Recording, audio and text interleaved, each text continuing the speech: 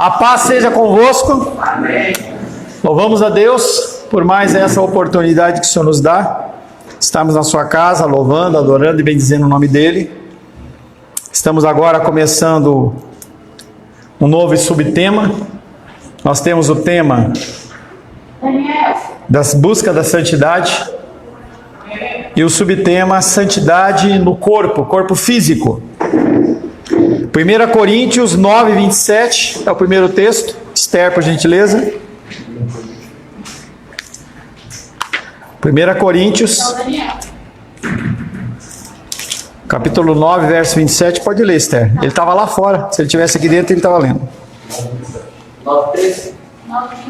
9, 27.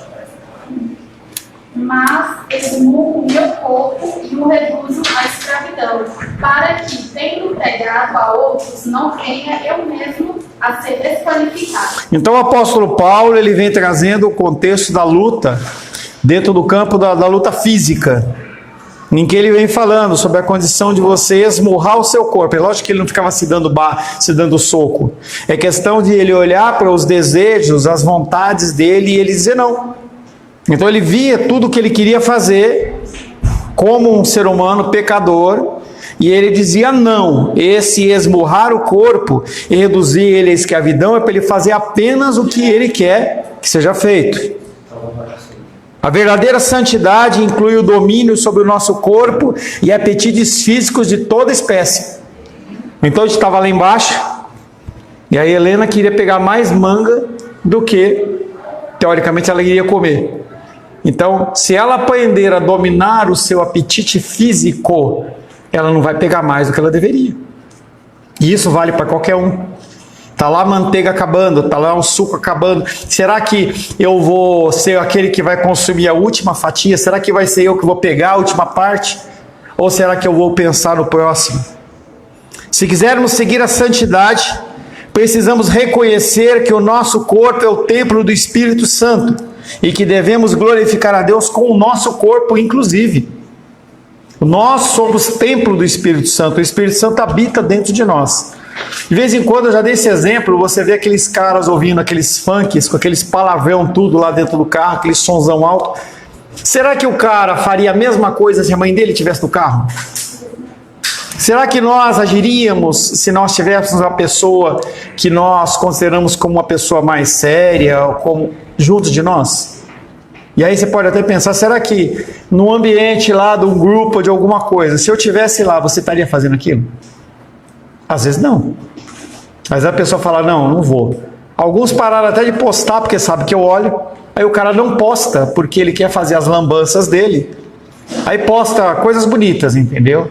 Não, o cara está nos caminhos certos, mas na verdade não está. Simplesmente ele não quer ser exortado em relação à dificuldade dele.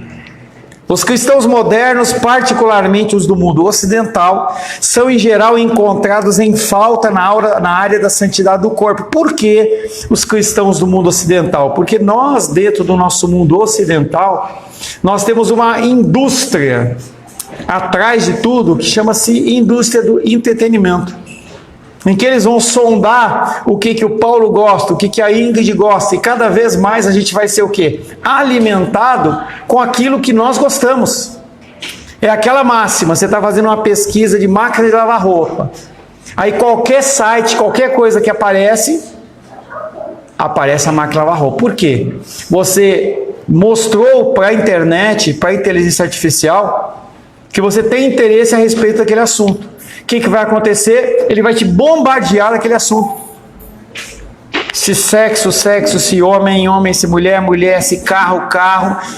Aquilo que você tem afinidade, a inteligência artificial ela identifica e ela te bombardeia.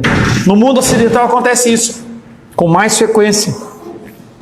Glutonaria e preguiça, por exemplo, eram consideradas pelos cristãos primitivos como pecado. Como que nós pensamos a condição de comer mais ou comer demais? Eu só vi lá os comentários lá, o Felipe, dá uma encostadinha naquela porta lá, o Alice, por gentileza. Se tiver que trancar, por favor, tá? Como é que a gente vê isso? E eles estavam falando lá que tem um grupo dos homens que fazem exercício, tem a comida fit, e o Felipe diz que pesa a comida. o que isso muda na minha vida? Será que realmente eu tenho controle? Ou chega no domingo agora, por exemplo, eu chego lá e ripo, não como carboidrato a semana inteira. Quando chega de domingo, eu vou lá e como 6 bisnagas de pão. Como que é esse controle sobre a minha vida, sobre as nossas vidas? Dormir é muito bom. Ninguém pode negar, mas será que isso é saudável, você dormir demais? Quanto mais você dorme, mais você quer dormir. Tínhamos o irmão Cláudio conosco, alguns anos atrás, e ele já era bem idoso, e aí ele reclamava que ele não tinha sono à noite. Quando a gente ia falar com o Sebastião, falava com a esposa dele, a Naudiceia, ele ficava todo dia deitado, levantava para comer e deitava de novo, e ficava vendo os jogos lá na ESPN Brasil, lá, o dia inteiro deitado. Como que ele pode sentir sono se ele não se esforçou, se ele não caminhou, se ele não fez exercício, não fez nada? Então nós temos a glutonaria, o comer demais, e a preguiça como algo que era condenado no passado, mas que hoje a gente não vê isso. A gente acha que não tem problema nenhum. Por isso que eu falo, aos anos de vez em quando ela me repreende. Você não precisa dormir 8 horas por dia, 9 horas por dia, 10 horas por dia. Isso é coisa de baby. Talvez o Joaquim, que não está aqui, ele precise de dormir tudo isso. Mas eu não preciso dormir isso. E eu não vou morrer. Você tem que ter uma vida regrada, com sono, com alimentação. Mas você não precisa dormir 8 horas, 10, 9 horas. É lógico que alguns corpos são diferentes de outros. Mas será que você precisa dormir tanto quando você dorme? Então a Raeli está grávida. Se ela sucumbir à moleza do corpo, ela vai ficar deitada o dia inteiro. Não vai nem conseguir postar o blog dela. Entendeu? Se a gente sucumbe ao desejo, à vontade do nosso corpo, e por que a gente vê as grávidas ocidentais diferentes das orientais?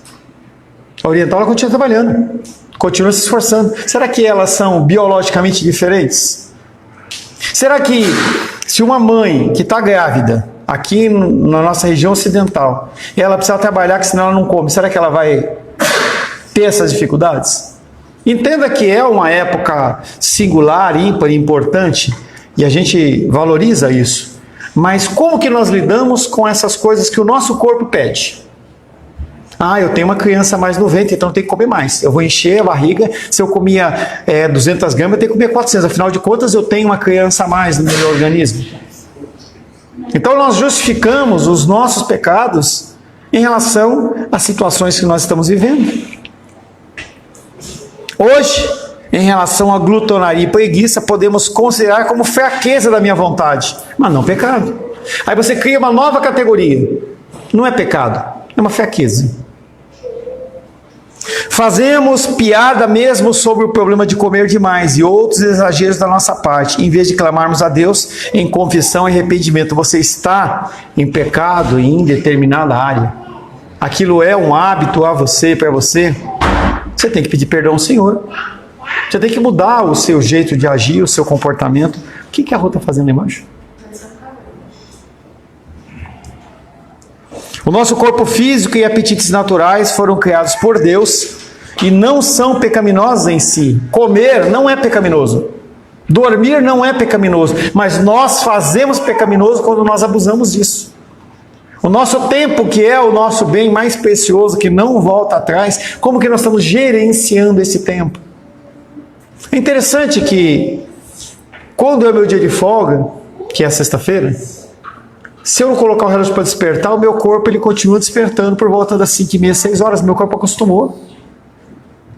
E eu fico na cama, fico lá enrolando e tal. Mas eu tenho tanto vigor quando eu durmo menos ou quando eu durmo mais. É interessante que se você levantar, como eu levanto, que nem domingo eu levanto 5h30, faço uma revisão da palavra, oro por você conseguir encontrar o caminho da igreja, conseguir chegar antes, entendeu? Alguém, GPS e tudo mais. E aí eu volto. Quando eu volto para dormir, para deitar mais um pouco, por volta das 6h30 mais ou menos, 7 horas, eu tenho dificuldade de dormir, porque o meu corpo está desperto. Meu corpo não está querendo, porque se eu tivesse cansado, eu estava lá ó, com sono, que nem o Pedro quando trabalha à noite. Entendeu? Se nós estamos despertos, nós não precisamos, mas nós acostumamos. Café da manhã, será que a gente precisaria ter comido tudo que comemos? Será que a gente vai precisar almoçar como se fosse a última refeição, daqui a, sei lá, uma hora e meia, 2 horas, sendo que a gente comeu agora? Será que nós precisamos? Mas o nosso corpo diz que sim. O nosso corpo físico e apetites naturais foram criados por Deus e não são pecaminosos em si. Contudo, se os deixarmos sem controle, verificaremos que os nossos corpos se tornam instrumentos de injustiça em vez de justiça. Romanos 6,13.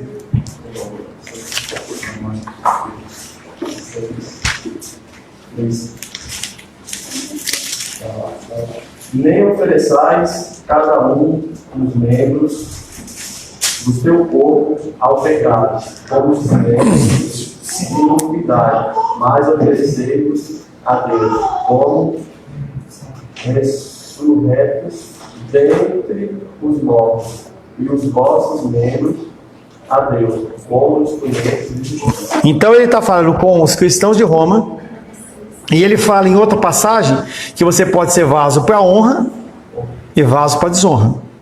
Aqui ele está falando que você pode ter o seu corpo como instrumento de justiça, como também instrumento de injustiça. O que você faz com o seu corpo?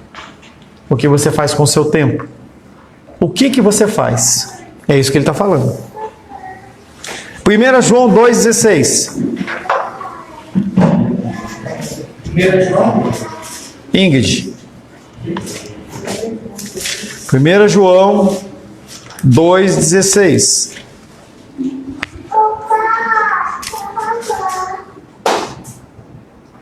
Como livres, é 16. 1 João, capítulo 2, verso 16.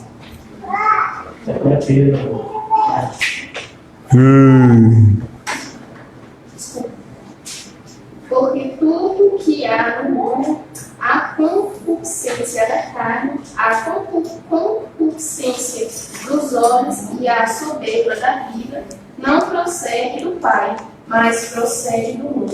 O que é concupiscência? O que é concupiscência? O que é concupiscência? Desejo de pecar. Ah, mas eu nunca vou querer desejar pecar. Claro que sim. A gente sabe o que é certo e o que é errado. Todo dia, toda hora. É por isso que a salvação é pela graça. Se nós fôssemos condicionar a nossa salvação aos nossos arrependimentos, é que nem você, lá você estava lá na praia, fez buraco na areia, perto da água, conseguiu fazer um buraco sem água tampar? Não consegue. É a minha vida e a sua vida. A gente tira uma mãozada de terra, vem o pecado e joga areia e enche o buraco tudo de novo. Essa é a vida diária. Aí você vai dormir, aí só acumula, entendeu? Estaremos seguindo a cobiça da carne em vez da santidade. Se nós examinarmos atentamente, podemos verificar quantas vezes comemos e bebemos só para satisfazer o desejo físico. Quantas vezes ficamos na cama de manhã simplesmente porque não nos apetece levantar quando devíamos. Quantas vezes cedemos a olhares e pensamentos imorais simplesmente para satisfazer o instinto sexual pecaminoso que se desenvolveu em nós. 3 condições, 3 situações. Quantas vezes nós comemos mais do que devemos? Em que você está lá e a gente está lá sentado na mesa de domingo em especial, aí a Rô faz lá nosso almoço, você come, está satisfeito. Aí você vai lá, pega um pepininho, vai lá, pega um baconzinho, pega uma linguicinha, tá ali, entendeu? Para quê? Você precisa daquilo? Não. Mas você continua fazendo, comer, dormir a mesma coisa. A gente fica na cama, será que a gente precisa de tudo isso? E aí ele culmina dentro do que o apóstolo Paulo mais bate, que é a condição da parte sexual. Quantos olhares nós olhamos? Por isso que, pasme, não existe namoro na Bíblia. Encontre uma passagem que fala sobre namoro. Pastor Paulo, você namorou a Rosângela? Namorei. Ninguém me instruiu. Não existe namoro, porque não há como um homem estar junto com uma mulher e não ser atraído pelo corpo. Não há como. Só se... O casamento que nós fomos na semana passada, do pastor Marcelo, da filha dele, do pastor Marcelo da Candangolândia, ela era crente, se desconverteu, foi para o mundo, tocou o terror, novinha, virou militante da esquerda, entrou num debate com um rapaz, um debate acalorado, vieram a se namorar. Quando eles decidiram casar, eles fizeram um compromisso, o menino tinha acabado de se converter, fizeram um compromisso junto com o pai dela, que era pastor, falou assim: a partir de hoje, a gente nem se beijar, a gente beija mais. Você teria condição de fazer isso? O que é isso? É o entendimento de que se você der vazão, vai acontecer. Se você juntar uma panela, fogo, óleo e milho, vai virar pipoca. Não tem jeito, entendeu? Não vai. E a gente tem que entender que exatamente essa é a responsabilidade minha em relação à minha carne. Se nos examinarmos atentamente, nós vamos ver quantas vezes nós incidimos no pecado de comer, de beber, de agir, de pensar, de olhar de uma forma sexual. O livro The Christian Response, que é a resposta cristã, diz: se o teu corpo fizer todas as decisões e todas as ordens e você obedecer, o físico poderá efetivamente destruir todas as dimensões da sua personalidade. O que nós temos visto hoje dentro do gênero? Exatamente isso. Eu posso tudo. Meu corpo e minhas regras. Começou lá atrás com meu corpo e minhas regras. Agora você pode fazer o que você quiser. Estava vendo uma série ontem, médica, e aí a menina engravidou, uma menina de ter uns 15, 16 anos. A mãe não queria o aborto, a tia queria. E aí a frase da médica é: nenhuma mulher deveria ter o filho que não quer ter. E aí a mãe respondeu que ela se guardasse, que ela não fizesse. Mas o mundo hoje faz o quê? Eu posso me identificar como eu quero. E isso faz o quê? Destrói a pessoa. Você acha que uma pessoa que se identifica como galinha, se identifica como cachorro, você acha que o cara vai ter o que vida? O cara quer se tatuar todo. Você vê aqueles caras monstruosos. O cara coloca tatuagem, piercing, coloca canino, muda a cor do olho, pinta o olho de preto para se parecer um demônio, não sei o quê. Que vida essa pessoa vai ter? Talvez naquele momento seja interessante. Tatuagem é o exemplo clássico. A pessoa no afã, ela faz a tatuagem. Aí depois ela desiste. Não tem mais o que fazer. A pessoa ela fica lutando, mas já fez. As decisões que nós tomamos, elas continuam nos influenciando em nossas vidas. Se o meu corpo fizer todas as decisões e tomar todas as ordens e nós obedecermos, o físico poderá efetivamente destruir todas as outras dimensões da sua personalidade. A sua vida emocional será embaraçada e a sua vida espiritual será sufocada e acabará por ficar anêmica. É as pessoas que não têm força, a pessoa que não consegue, a pessoa não consegue viver. Por isso que o namoro, que não é bíblico, mas a união entre o homem bíblico, o homem cristão, e uma mulher não cristã e vice-versa, ele não funciona. Não. Você está perdendo seu tempo. Quando você se une a alguém que não tem o seu credo, a coisa mais fácil que tem é a pessoa levar você para o credo dela. Se você se unir com pessoas que são beberrões, você vai virar o beberrão. Se você se unir com pessoas que são comilões, você vai comer demais. Diga-me com quem tu andas e eu direi quem tu és. Beleza? Porque você acostuma, é normal. Se você tem um grupo de pessoas que trata de um assunto em particular, você vai ficar especialista naquilo. Por isso que não há união entre luz e trevas. Nós respeitamos, nós amamos, mas não há comunhão. O que quer que aumente a força e a autoridade do seu corpo sobre a sua mente, essa coisa é pecado para você. Você tem alguma coisa na sua vida que te atrapalha no seu relacionamento com Deus, é pecado. Correr. O Alice falou que gosta de correr. Se ele correr mais do que dar atenção às coisas do Senhor, ou dar atenção para a índole de família, é pecado. A Bíblia diz que correr é pecado? Não. Mas se o Alice ele começar a agir dessa forma, não, porque eu quero ficar com o corpinho Baby Johnson, entendeu? Vou ficar fortinho, vou não sei o que é lícito, mas se ele abrir mão de cuidar das coisas que são principais, é pecado. Eu brinco com vocês, pode postar, eu gosto, é até motivo para brincar com vocês, não tem problema não, entendeu? Pode postar à vontade, mas se você começa a gastar, olha para a tua academia, você gasta 1 hora de academia por dia, e você não consegue tirar 10 minutos para ler a palavra, tem uma coisa errada. Aí o apóstolo Paulo fala, o trabalho, o esforço físico, o exercício físico é de nenhum proveito. Ele não está falando para as pessoas não se exercitarem. Ele está falando que se você coloca aquilo como prioridade na sua vida, olha, eu não perco minha academia por nada, eu tenho que estar lá, eu consigo estar lá às 5h30 da manhã. Eu vejo a Luísa, quando ela está em época de aula, ela acorda às 5h30 da manhã, se arruma, vai para a academia e tal. Diligência. E se você falar alguma coisa diferente e ela não fizer, é pecado. Está errado. O apóstolo Paulo enfatizou a necessidade de mantermos os nossos apetites e desejos naturais sob controle. E isso é a condição. Tenha controle. Tenha controle. Então, vocês estão falando do grupo lá de alimentação. Mantenha o controle. Brinque de uma vez, come alguma coisinha a mais, tal, mas não abusa. Você tem que ter controle lá. Você está lá numa roda de amigos lá e o cara fala assim, não, você tem que beber, bebe, que senão você não faz parte. Pô, pera um pouquinho, alguma coisa está errada. É exagero. Tudo que é exagerado é pecado.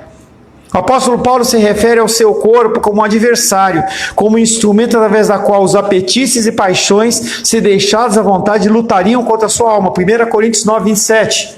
Daniel.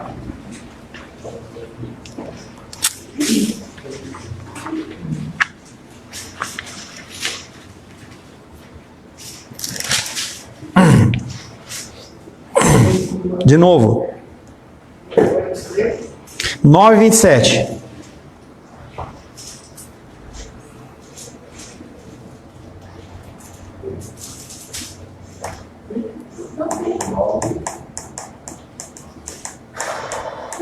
Mas esmurro o meu corpo e reduzo a escravidão, para que, tendo pregado aos outros, não venha eu mesmo a ser desqualificado. Pessoas na época em que havia permissão da escravidão. Olha, dá uma encostada na porta lá, toque a chave, senão vai vazar todo o ventinho aí, por favor. Na época da escravidão, como que você fazia um escravo te obedecer? Conversando? Um dos centros ou dos pontos turísticos que tem em Bahia, em Salvador, na Bahia, é o Pelourinho. O que é o Pelourinho? Prendia o escravo e fazia o que com eles? Chicoteava. Então ali se colocava o escravo amarrado lá no tronco. Para o quê? Os outros escravos verem o que acontece quando a pessoa desobedece. E aí ele servia de exemplo. Ele está falando aqui, o apóstolo Paulo, ele fala que ele esmurra o seu corpo. Paulo estava resolvido a transformar o seu corpo com esses apetites em seu escravo. O que ele faz no corpo? Bate. Se você permitir que o seu corpo faça o que ele quer, você vira escravo dele. Na comida, no dormir, nos pecados de qualquer sorte ou espécie. Crescimento, às vezes a pessoa ela fica escrava da prosperidade. Eu tenho e quero mais. Eu tenho e quero mais. Eu tenho e quero mais. Não é um plano estruturado para você crescer. Eu quero porque eu preciso. Eu preciso. É pecado? Paulo insistiu no sentido de que apresentássemos os nossos corpos em sacrifício vivo, santo e agradável a Deus. Por quê? O que é você apresentar uma coisa em sacrifício? Então as igrejas neopentecostais fazem isso. Oferece Moisés o seu sacrifício. Aí Moisés vem lá, ele ganha lá 10 mil reais por mês. Né? Aí ele fala um sacrifício, ele pega e coloca 10 no altar. Mas como é que ele vai pagar o lugar? Não, é o meu sacrifício.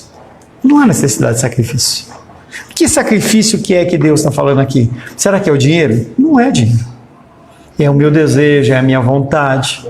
É meu tempo, é mortificar a meus desejos. É você, em vez de você ficar acordado até tarde, você fala assim, eu vou mortificar minha carne. Eu quero ficar vendo essa série da Netflix aqui, entendeu? Tem 10 episódios, pô, tá faltando um só, entendeu? Não, a gente não sei o que vai acontecer. Fala assim, tá muito tarde, eu vou deitar, porque eu quero dormir bem, para acordar cedo e vir para a Dominical e estar acordado, desperto. Eu sacrifico isso. É um sacrifício vivo. Romanos 12, 1 e 2. Não conforme desse mundo, mas transformar em carne de boa, perfeita e agradável à vontade de Deus. Não, o Alisson está ficando. Romanos 12, verso 1 e 2.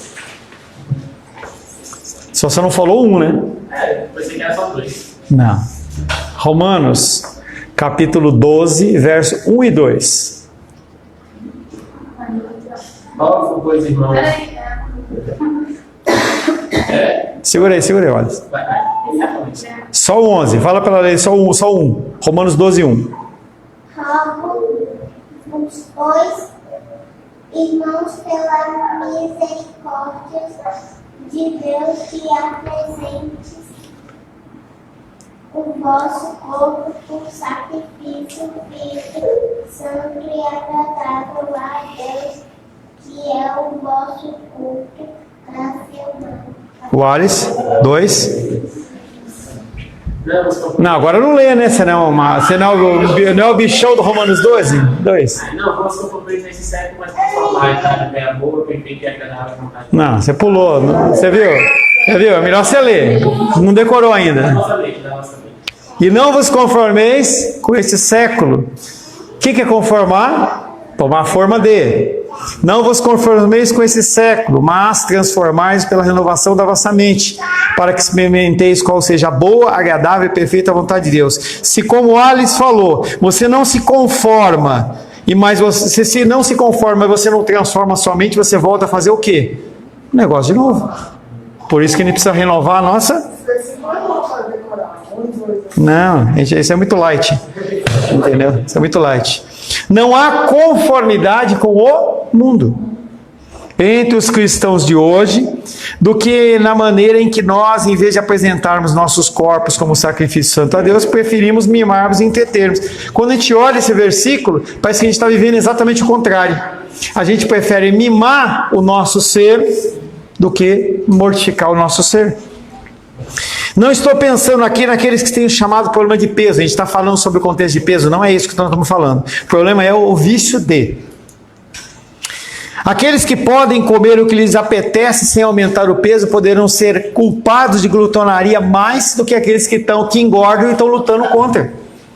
Então, eu estou com 57, mas até um tempo atrás, o meu biotipo, eu podia comer o que eu quisesse.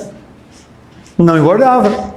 E eu continuava sendo o quê? Eu era mais pecador do que uma pessoa que tem problema de obeso e que está lutando contra aquilo. Então nós temos que entender que não é o fator externo.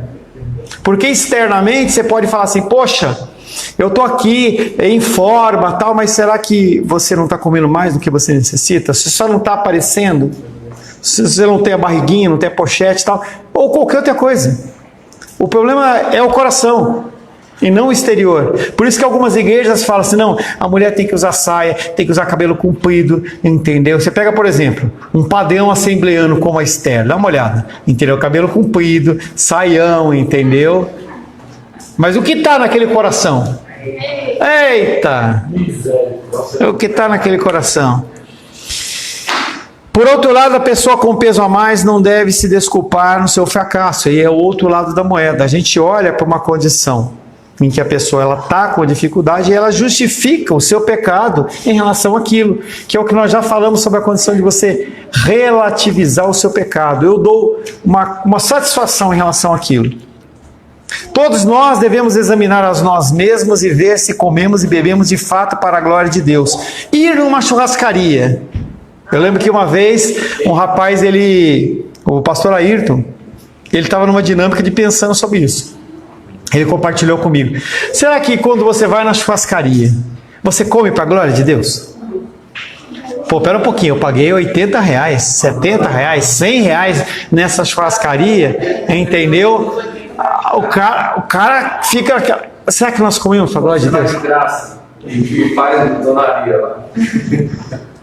Eu já fiz isso. Aconteceu uma vez comigo, na confraternização lá.